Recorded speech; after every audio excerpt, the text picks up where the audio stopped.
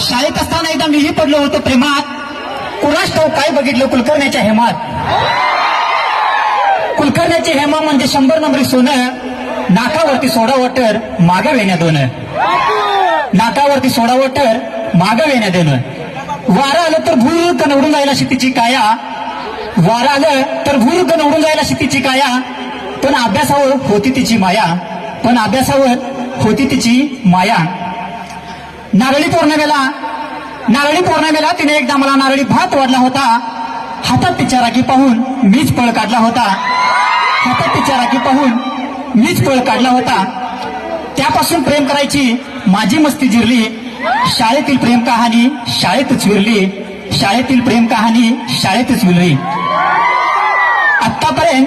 आत्तापर्यंत फुलाखालून बरंच पाणी होऊन गेलं होतं. हेमाचं पुढे काय झालं विचारायचंच होऊन गेलं.